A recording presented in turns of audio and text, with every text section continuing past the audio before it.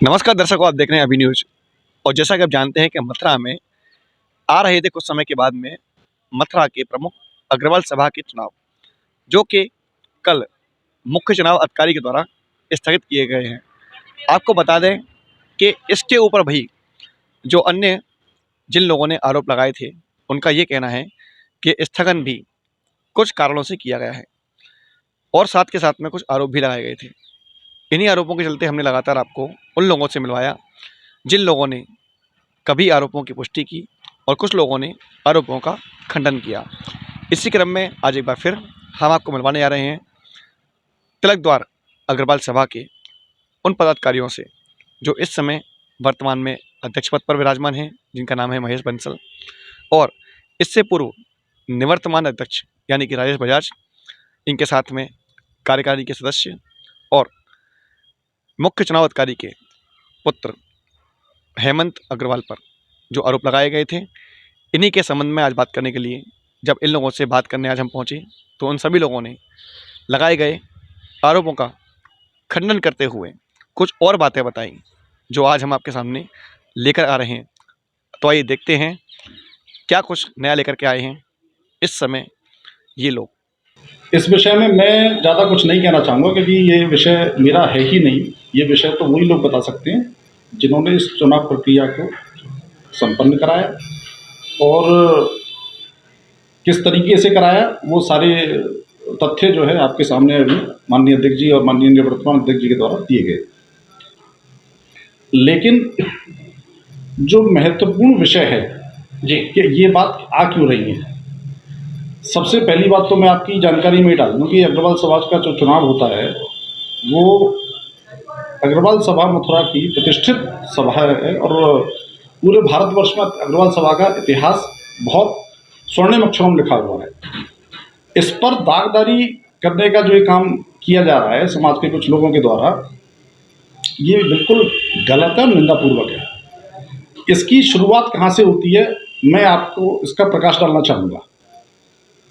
मथुरा शमशान स्थल संचालन समिति जो ध्रुवघाट पर उपस्थित है, ये श्री तिलक द्वार अग्रवाल धर्मशाला समिति द्वारा संचालित की जाती थी। 2011-12 में ये रोटरी क्लब के द्वारा चलाई जा रही थी।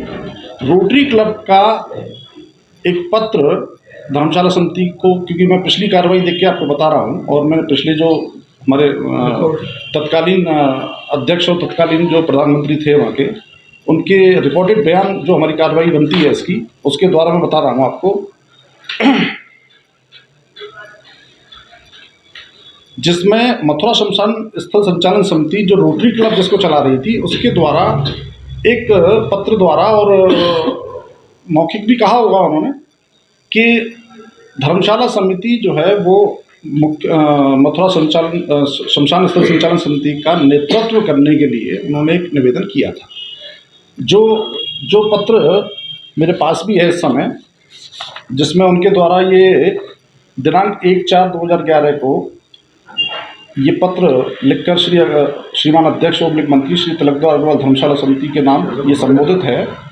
और उस समय श्री वीरेंद्र गोयल जी सचिव मथुरा शमशान स्थल संचालन समिति के द्वारा ये दिया गया था और इस पत्र को उस मीटिंग कार्रवाई में रखा गया जिसमें शमशान स्थल संचालन समिति द्वारा ये निवेदन किया गया था कि इसका संचालन तिलक द्वार धर्मशाला समिति अपने हाथों में ले ले। उसी के बाद से और ये सदन में रखा गया प्रस्ताव, सदन में ध्वनिमत से और संपूर्ण सम्मति से पारित भी हुआ, जैसा मैं कार्रवाई रजिस्टर में देख के बता रहा हूँ आपको। ये पत्र मैं आपको दिखा दूँ, इस पत्र को। इसके बाद धर्मशाला समिति इसका संचालन करती आई और कुशल नेतृत्व में धर्मशाला के में ये जो भी वहाँ विकास कार्य हुए वो धर्मशाला समिति के कुशल नेतृत्व के द्वारा हुए। धर्मशाला समिति हमेशा से हर प्रकार के सहयोग वहाँ प्रदान करती रही और जो बन पड़ा, जिस तरीके से भी बन पड़ा, वो सहयोग चाहे अपने द्वारा नामित किए गए सदस्यों द्वारा वहाँ किए गए और वहाँ की समिति जो बनाई जाती है वो भी धर्मशाला समिति द्वारा मनोनीत करके ही बनाई जाती है। अब यहाँ जो महत्वपूर्ण बिंदु है वो ये है कि सन 2020 में जो वहाँ के हमारे तत्कालीन मंत्री थे श्री एडवोकेट शिव कुमार जी, उनका देहांत हो गया। और उस उनके देहांत के बाद क्योंकि वहाँ पद रिक्त हो गया था, उसके बाद एक तिलकद्वार धर्मशाला की बैठक बुलाई गई जिसमें ये इस बिंदु पर रखा गया कि भाई वहाँ का संचालन कैसे हो। इसके बाद वहाँ धर्मशाला समिति की बैठक हुई। बैठक में ये नाम प्रस्तावित हुआ कि भाई श्री अनिल मित्तल जी को वहाँ का मंत्री नियुक्त किया जाए। और मैं भी देख के भी बता दूंगा आपको कि ये प्रस्ताव जो है किसके द्वारा किया गया था। उस पर सदन ने सर्वसम्मति से उनका नाम पारित कर दिया था। इसके उपरांत श्री शशि भानु गर्ग को भी धर्मशाला समिति के द्वारा ही वहाँ का प्रबंध मंत्री बना के भेजा गया। वीरेंद्र जी चेयरमैन, पूर्व चेयरमैन जो हैं वीरेंद्र अग्रवाल जी, वो वहाँ अध्यक्ष के रूप में कार्यरत पहले से ही थे। सन 2022 में मेरे पास ये कॉपी है। सन 2022 में ये तारीख मैं आपको बता दूं,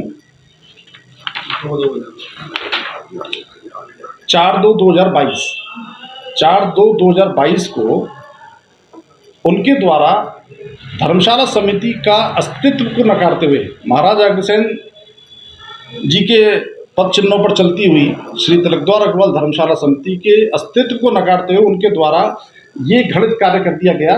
और उन्होंने अपनी एक समिति अलग रजिस्टर्ड करा के, रजिस्ट्रेशन के साथ उन्होंने एक ये अलग कमेटी का गठन कर लिया, जो कि धर्मशाला समिति के कहीं भी न तो ज्ञान में है ना उनसे परमिशन ली गई, जबकि ये चीज़ जो है वो अपराध की श्रेणी में आती है। और इसके जो पदाधिकारी, मैं भी आपको बता देता हूँ, वैसे तो ये विषय जो है वो सार्वजनिक करने का नहीं था, लेकिन अब परिस्थिति ऐसी बन गई है कि इसको सार्वजनिक करना अनिवार्य है। इसमें इसके अध्यक्ष श्री वीरेंद्र जी, इसके उपाध्यक्ष श्री उमाशंकर अग्रवाल एडवोकेट, इसके मंत्री श्री अनिल कुमार गुप्ता जी, इसके प्रबंध मंत्री श्री शशि भानु गर्ग जी, प्रचार मंत्री श्री योगेंद्र कुमार गोयल जी, ट्रेजरी वाले। इस तरीके से 18 लोगों की मिलकर ये कार्यकारिणी बन गई, जो कि धर्मशाला के किसी भी प्रकार से धर्मशाला की न सहमति ली गई न ही संज्ञान में डाला गया, जबकि ये नियम विरुद्ध है। किसी भी प्रकार से ये एक्सेप्टेबल नहीं है। अभी धर्मशाला समिति की एक बैठक दिनांक 17/3/23 विगत दिनों में ही बैठक बुलाई गई थी। और मैं आपको यहाँ ये भी सूचित कर दूं कि इससे पहली जो बैठक हुई थी उसमें हमारे क्योंकि ये सारा मामला हमारे संज्ञान में नहीं था, इससे पहले जो बैठक हुई थी हमारी, उसमें हमारे जो विशेष आमंत्रित सदस्य श्री कृष्ण मुरारी नेताजी साहब द्वारा ये हमसे प्रश्न किया गया था कि क्या आपके संज्ञान में ये बात है कि धर्मशाला समिति का अस्तित्व वहाँ से मिटा दिया गया है मोक्षधाम स्थल से। तो उस पर हमारा जवाब यही था कि नहीं, हमारे संज्ञान में विषय नहीं है। तब तक हमारे संज्ञान में ये विषय था ही नहीं। तो उनके द्वारा जब ये हमारे नज़र में डाला गया तो उस पर समिति ने, जो सदन बैठा था, सदन ने उसमें ये हम लोगों को आदेशित किया कि आप तत्काल जो है इसकी पूरा निरीक्षण करके सदन को अवगत कराएं। जिसके उपरांत हमारे द्वारा वहाँ पर निरीक्षण किया गया। निरीक्षण में उनकी बात सही पाई गई और हम वहाँ मौके पर गए। मौके पर जाकर हमने वहाँ के मंत्री श्री अनिल मित्तल जी से इस बारे में पूछा, तो उनका जो व्यवहार था वो उत्तम नहीं था। उनके द्वारा जो है न तो हमें कोई कॉपी इसकी उपलब्ध कराई गई, ये जरूर कहा गया कि हाँ धर्मशाला का हमने अस्तित्व को नकार दिया है और अलग से इसका रजिस्ट्रेशन करा लिया गया, और ना ही उसकी कॉपी दी। बोले कॉपी हम जो है वो ऐसे नहीं दे सकते, हम अपनी मीटिंग बुलाएंगे, उसमें प्रस्ताव रखेंगे, तब आपको इसकी कॉपी दी जाएगी। खैर, उनको इसके बाद जो है वो एक लिखित में पत्र भी लिखा गया, जिस पत्र के साथ में उन्होंने ये कह के वापस कर दिया कि चूंकि हम इस पत्र में इनको दिनांक 24/8/22 में इन पत्र के माध्यम से इनसे पूछा गया कि भाई आपने ये ऐसा किया है तो इसके साक्ष्य प्रस्तुत करें, इसका रजिस्ट्रेशन प्रस्तुत करें, जिसपे उन्होंने श्री बीरेन जी द्वारा ये कह दिया गया कि मैं अध्यक्ष पद से इस्तीफा दे चुका हूँ, इसलिए मैं इस पत्र को प्राप्त नहीं कर सकता। और उनका एक विभिन्न माध्यमों से ये एक हमारे पास इनका त्याग पत्र भी हमको मिल गया। इसके बाद श्री सतीश चंद्र सरदार जी का भी त्याग पत्र हमें मिल गया कोषाध्यक्ष पद से। इसके बाद श्री शशि भानुगर्ग जी का भी हमें त्याग पत्र मिल गया। परंतु ये सब फर्जिफिकेशन था। आज भी ये उस कार्यकारिणी में कार्यरत हैं उक्त पदों पर। ये सिर्फ भ्रमित करने के लिए इन्होंने किया। इसके सापेक्ष में जो ये मीटिंग हमारी 17/3/23 को हुई है, इसके सापेक्ष में हमने एक लिखित आख्या सदन में प्रस्तुत की। उस आख्या से पूरे सदन को अवगत कराया कि ये वास्तव में सही है। और हमने काफ़ी मशक्क़त के बाद आगरा रजिस्ट्रार ऑफिस से ये कॉपी हासिल की, जिसमें ये पूरी कंप्लीट मेमोरेंडम ऑफ एसोसिएशन, जो कि एक रजिस्टर्ड सोसाइटी का होता है, ये हमने प्राप्त किया, जिसमें ये उक्त पदों पे आज भी नामित हैं।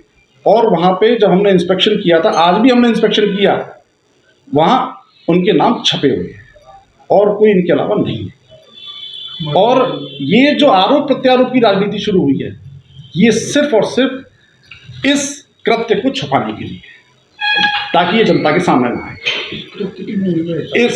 हमें 17/3/23 में जो सदन की बैठक हुई थी, उसमें आदेशित किया गया था कि ये पूरा जो मामला है, इससे जब हमने अवगत कराया तो पूरे सदन ने सर्वसम्मति से इसमें निंदा प्रस्ताव पारित किया और इन लोगों के खिलाफ कानूनी और सख्त से सख्त कार्रवाई करने की मांग की, जिस पे हमारे द्वारा सदन को आश्वस्त किया गया कि विधिक राय लेकर इनके खिलाफ कड़ी कानूनी कार्रवाई की जाएगी। और इसके अलावा इसमें एक महत्वपूर्ण विषय ये भी पास हुआ पूरे सदन की बैठक में, जिसमें लगभग 50 लोग उपस्थित थे, पूरी कार्यकारिणी तलकद्वार की उपस्थित थी, पूरी पदाधिकारी अग्रवाल सभा के उपस्थित थे और अन्य गणमान्य व्यक्ति भी थे।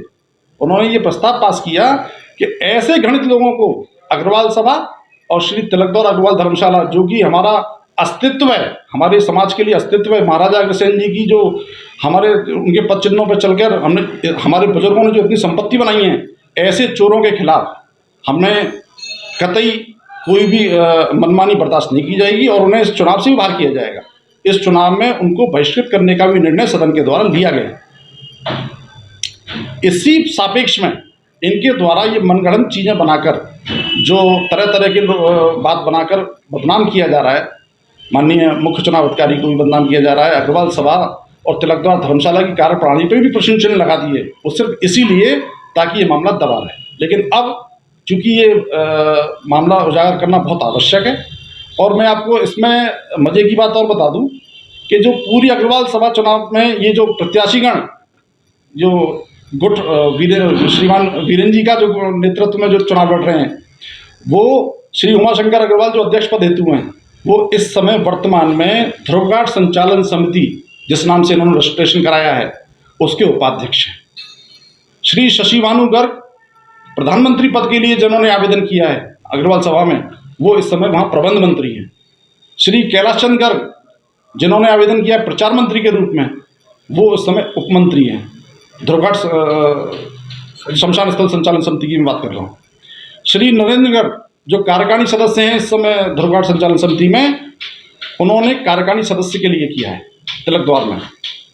श्री योगेंद्र गोयल ट्रेजरी वाले, इन्होंने ये इस समय प्रचार मंत्री हैं ध्रुवघाट समिति में, इन्होंने किया उपाध्यक्ष के लिए।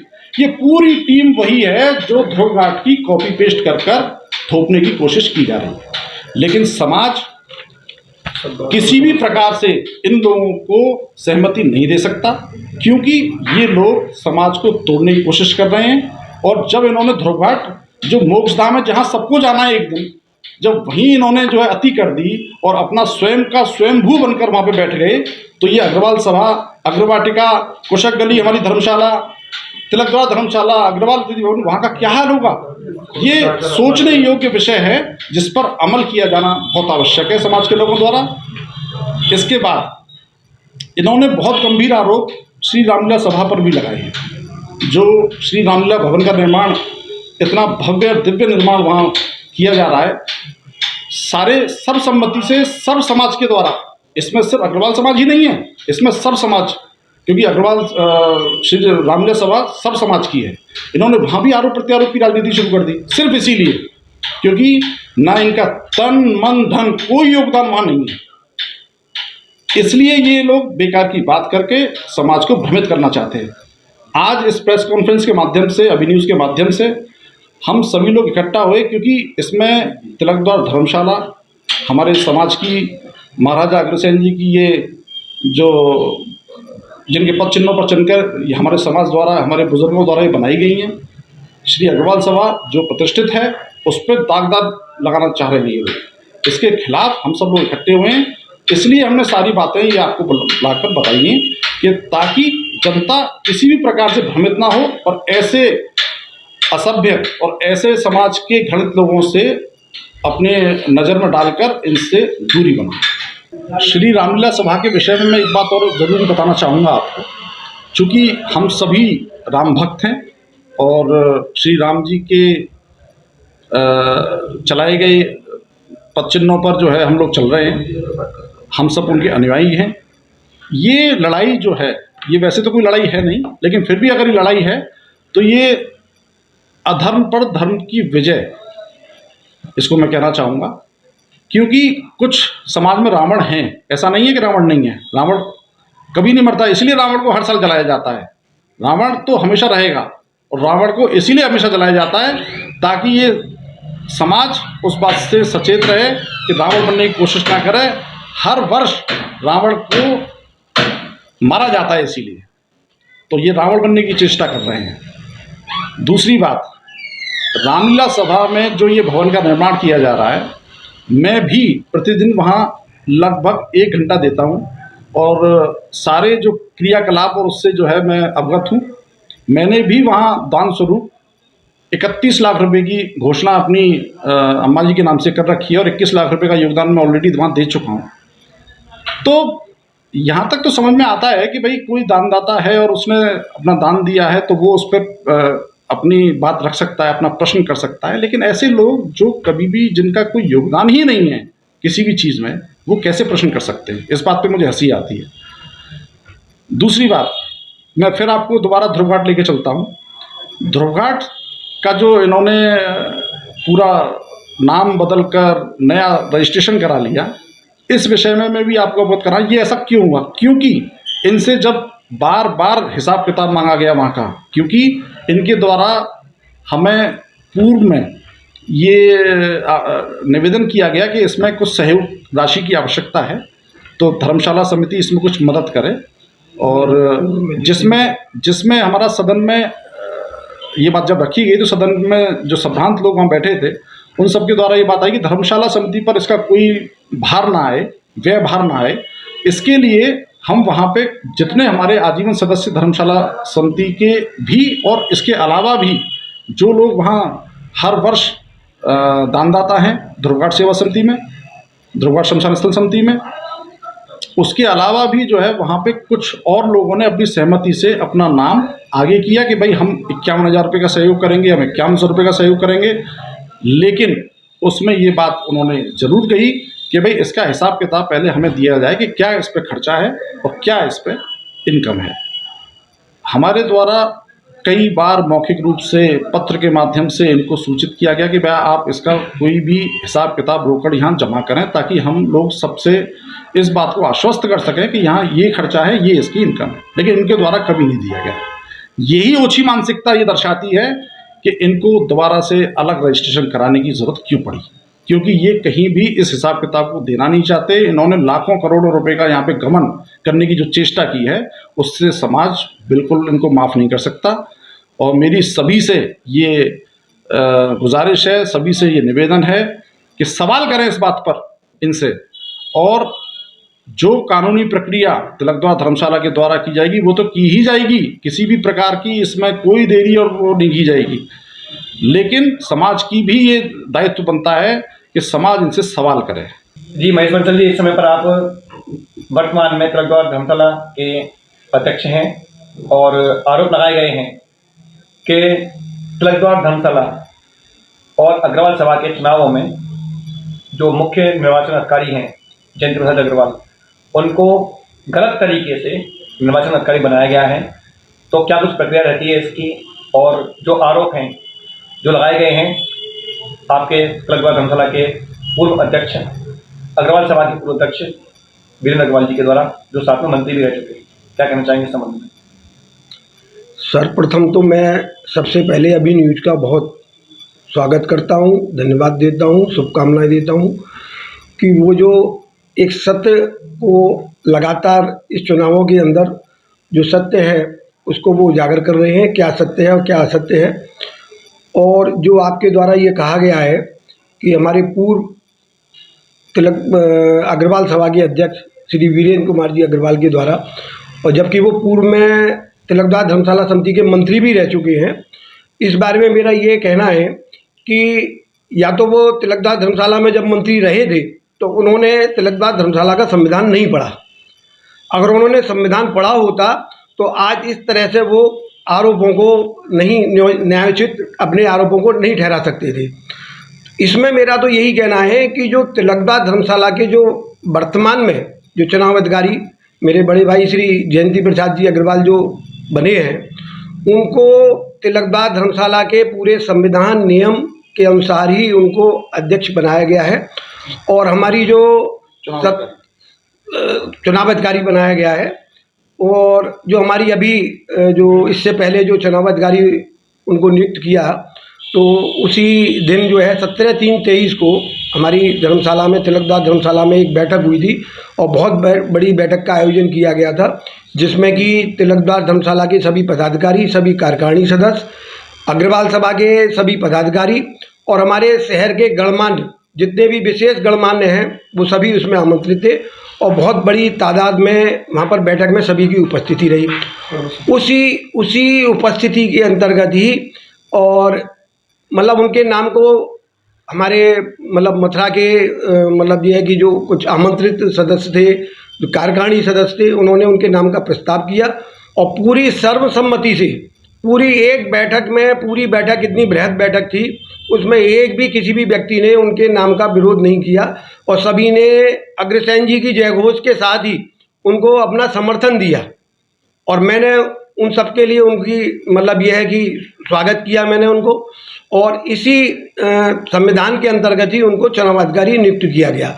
तो मेरा इसमें यही कहना है कि जो श्री वीरेंद्र जी अग्रवाल के द्वारा और इस चुनाव में जो आरोप प्रत्यारोप लगाए जा रहे हैं, तो ये उनकी मानसिकता मेरी ये समझ में नहीं आती कि उनकी मानसिकता किस तरह की हो गई है, जबकि वो पूर्व में भी तिलकदार धर्मशाला के मंत्री रह चुके हैं।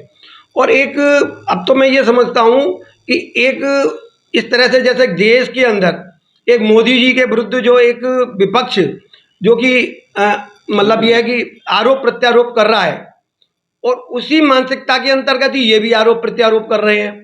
तो मैं तो ये कहता हूँ कि अब तो ये तो बिल्कुल कांग्रेसी मानसिकता के बिल्कुल हो गई है ये तो। क्या इससे पूर्व में भी जो चुनाव अधिकारी थे, चुनाव हुए थे पिछले वर्ष, यानी कि पिछली बार चुनाव हुए थे, क्या उसमें भी चुनाव अधिकारी यही थे या इस बार इनको नामित किया गया है? इस बारे में तो मैं आपसे यही कहूँगा अनूप जी, गोपाल जी, कि हमारे पूर्व हमारे धर्मशाला समिति के अध्यक्ष, 2 बार के अध्यक्ष जो हैं वो हमारे समक्ष बैठे हुए हैं, हमारे बराबर में बैठे हुए हैं। आप उनसे इस बारे में वो अपने विचार जरूर इस बारे में और आपको पूरी जानकारी देंगे। जी, स्वागत है आपका। न्यूज़ में क्या कहना चाहेंगे? देखिए, क्योंकि इस वक्त बात चल रही है चुनावों की, और जो मुख्य प्रश्न है वो ये है कि जो मुख्य चुनाव अधिकारी का जो निर्णय लिया गया है, जिनको बनाया गया है, उनके ऊपर सारा दारोमदार आ रहा है और उन पर आरोप लगाए जा रहे हैं कि एक गलत प्रक्रिया के तहत उनको मुख्य चुनाव अधिकारी बनाया गया है। और एक अग्रवाल धर्मशाला समिति के आप अध्यक्ष होने के नाते क्या प्रकाश डालना चाहेंगे इस पूरे विषय पर, क्योंकि ये मामला इससे बहुत गरमाया हुआ? आपका बहुत बहुत धन्यवाद। अभी न्यूज़ को मैंने कल या परसों वैसे तो लगातार देखता रहता हूँ, और मोबाइल में जो मुझे सब घटनाक्रम पता लगा, फिर मैंने अध्यक्ष जी से बात की, मंत्री जी से बात की कि ये सब क्या चल रहा है।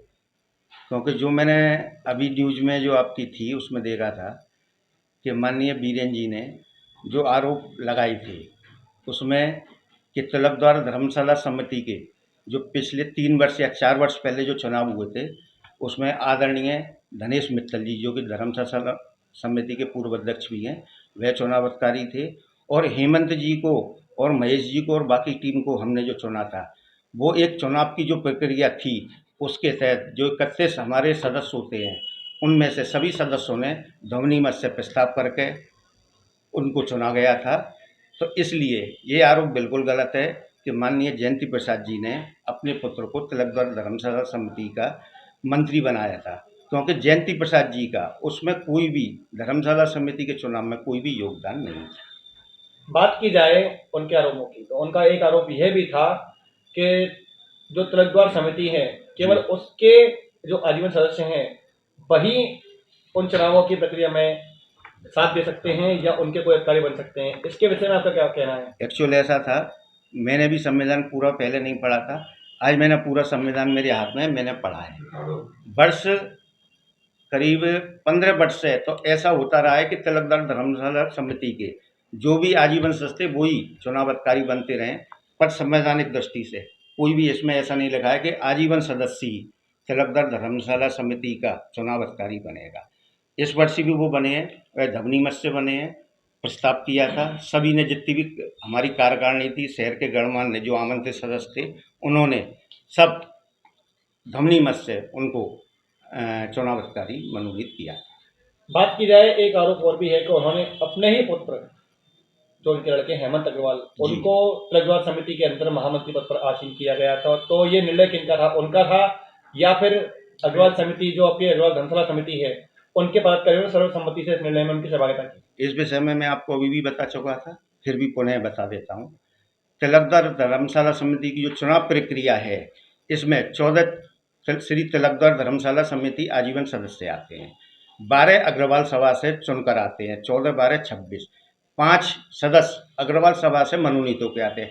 31 सदस्यों में अध्यक्ष, मंत्री, उपाध्यक्ष, कोषाध्यक्ष और उप मंत्री का चुनाव होता है, और जो कि श्री धनेश जी मित्तल जी द्वारा पूर्ण निष्ठा से कराया गया था। उसमें हेमंत जी का जिनने प्रस्ताव रखा था उन्होंने रखा था, अध्यक्ष जी का रखा था, सब बिल्कुल आराम से जो वो प्रक्रिया होती है उससे सभी बने थे। देखिए गोपाल जी, सर्वप्रथम तो मैं अभी न्यूज का धन्यवाद देता हूं जो कि इन सब बातों को समाज में उजागर कर रहे हैं लगातार। रामलीला सभा के जो अध्यक्ष हैं लाला जयंती प्रसाद अग्रवाल जी, उन पर जो आरोप लगाया गया है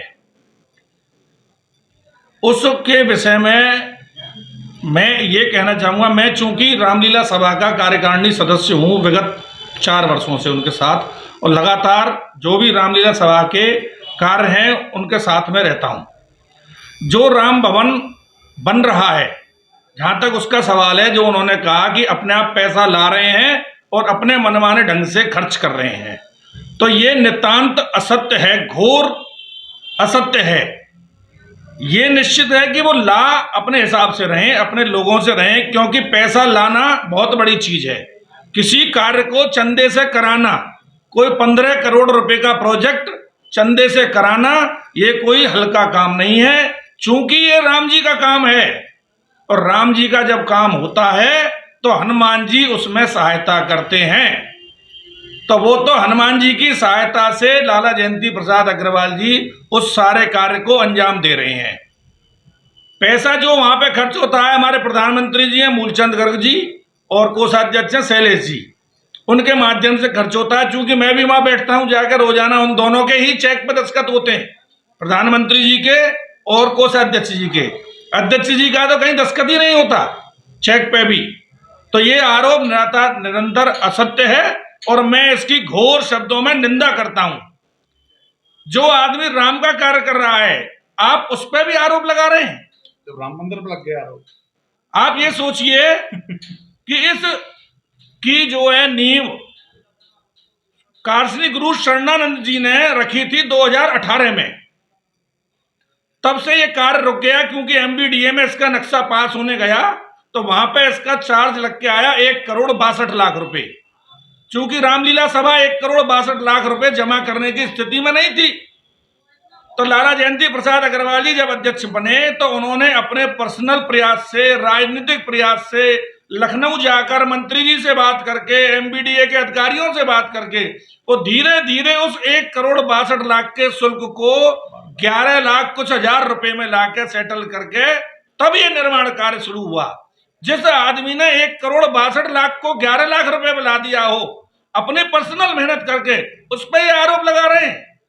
और ये आरोप लगाने वाले अपने गिरेबान में झांक कर देखें कि उन्होंने क्या योगदान किया है। वो वहां सुबह 8 बजे रोजाना जाते हैं, 12-1 बजे तक वहां पूरा समय देते हैं। आप देखें वहां जाके, आप खुद भी जाके वहां देखें। तो मैं इनकी कड़े शब्दों में निंदा करता हूं जो उन पर ही आरोप लगा रहे हैं। और आरोप लगाने का क्या है, आरोप लगाने वाले ने तो भगवान राम पर भी आरोप लगा दिया था, माता सीता पर भी लगा। तो माता सीता पर भी आरोप लगा दिया था। तो क्या हुआ फिर उन लोगों का? यही हश्र इन लोगों का होगा जो ये आरोप लगा रहे हैं। लाला जयंती प्रसाद अग्रवाल जी भगवान राम का कार्य कर रहे हैं, पूर्ण सत्य निष्ठा से कर रहे हैं, इसमें कोई दो राय नहीं है। और भगवान हनुमान जैसे लिख रहा है ना, उसमें हनुमान चालीसा में आपन काज समारोह आपे और तीनों लोग हाँकते कापे। तो ये तो हनुमान जी की गदा चल रही है भैया। जो इसमें आगे आएगा तो फिर हनुमान जी की गदा काम करेगी आगे, बाकी तो वो कार्य कर ही रहे हैं। देखिए, कुछ लोगों ने ये आरोप लगाया है कि धन कुबेरों का और बाहुबलियों का रामलीला सभा पर कब्जा है। तो सबसे बड़ा उदाहरण तो मैं बैठा हूँ। मैं एक मध्यम वर्गीय परिवार से आता हूँ और रामलीला सभा द्वारा निर्माणाधीन इतने बड़े प्रोजेक्ट का रामलीला सभा ने मुझको निर्माण संयोजक बनाया। मैं निर्माण संयोजक की हैसियत से पूरे समाज को का आह्वान करता हूँ कि कोई तो कम से कम अपने आरोपों को लेकर सामने आए।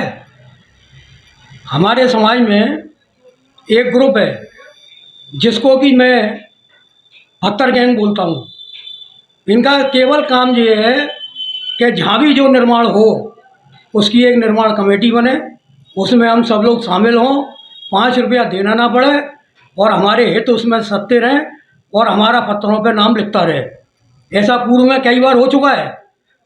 पिछले 1.5 साल से रामलीला भवन में मैं बैठा हुआ हूँ, तो श्री जयंती प्रसाद जी अग्रवाल के ऊपर इन लोगों का काफ़ी दबाव है कि हमको निर्माण समिति बनाकर इसमें शामिल किया जाए।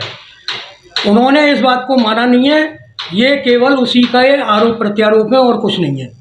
रामलीला सभा के जो अध्यक्ष हैं यानी कि सभापति, उनके ऊपर एक गंभीर आरोप और भी है कि उनके द्वारा रामलीला सभा का पैसा जो है उसको लीज वार्ड में लगाया जा रहा है, वो भी बिना किसी की सहमति के। क्या कहना चाहेंगे इस संबंध में? ये भी मैंने देखा था।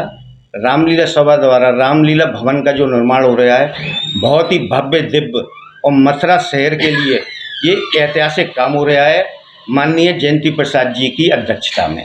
इसमें प्रधानमंत्री, कोषाध्यक्ष और बाकी की टीम, और उसमें काफ़ी संरक्षक भी बनाए गए हैं जो कि उस कार्य को देख भी रहे हैं। और पैसे का मेरे हिसाब से इसमें कहीं भी कोई फर्क नहीं है। पूर्ण निष्ठा से माननीय जयंती प्रसाद जी जो रामलीला सभा के सम्मानित अध्यक्ष हैं, पूर्ण निष्ठा से वो लगे हुए हैं। और जो भुगतान की व्यवस्था है वह प्रधानमंत्री और कोषाध्यक्ष द्वारा की व्यवस्था रही है और की जा रही है। KD medical college hospital and research centre, जहां एक ही छत के नीचे ब्रजवासियों को मिलेगा संपूर्ण रोगों का इलाज, वो भी रियायती दरों पर। अत्याधुनिक सुविधाओं से लैस operation theatre, MRI, CT scan, colour Doppler, ultrasound, digital X-ray, echo, सभी प्रकार की खून और पेशाब की जांचें, न्यूरो से संबंधित रीढ़ की हड्डी व दिमाग के ऑपरेशन, ब्लड प्रेशर व पेट से संबंधित सभी रोगों का इलाज, ब्लड बैंक, डायलिसिस व एम्बुलेंस की सुविधाएं, इमरजेंसी सेवाएं 24 घंटे उपलब्ध। OPD सुबह 9 बजे से लेकर 4 बजे तक। KD medical college hospital and research centre.